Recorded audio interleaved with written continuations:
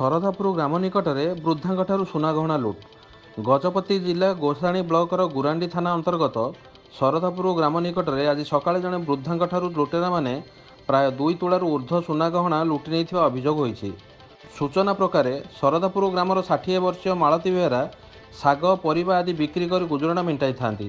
ସବୁଦିନ ପରି ଆଜି ମଧ୍ୟ ସେ ଶାଗ ବିକ୍ରି କରିବା ପାଇଁ ନିକଟସ୍ଥ ଗ୍ରାମ ବାଘଶାଳ ବାପୁଜୀପେଣ୍ଠ ଆଦି ଗ୍ରାମକୁ ଯାଇ ଶାଗ ବିକ୍ରି କରି ଆସି ଫେରୁଥିବା ବେଳେ ସକାଳ ପ୍ରାୟ 8:30 ସମୟରେ ଶରଧାପୁର ଗ୍ରାମ ବ୍ରିଜ୍ ପୂର୍ବରୁ 2 ଜଣ ଲୁଟେରା ମୋଟର ସାଇକେଲରେ ଆସି ମାଳତୀଙ୍କୁ କେଉଁ ଗ୍ରାମ ବୋଲି ପଚାରି ବୃଦ୍ଧଙ୍କୁ ପଛପଟରୁ ଧରି ନେଇଥିଲେ।